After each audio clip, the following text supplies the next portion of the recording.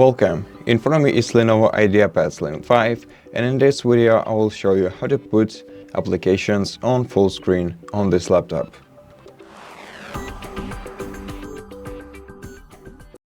First, let me open any window,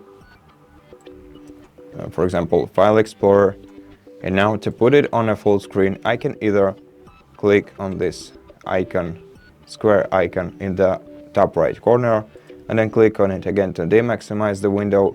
Otherwise, you can double tap the top bar of the window and then double tap it again to demaximize it.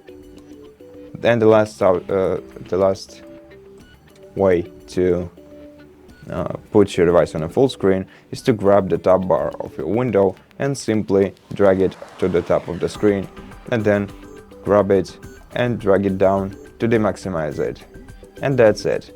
Thank you for watching this video. If you liked it, consider subscribing to our channel, leave us a like and a comment below. And I'll see you in the next one.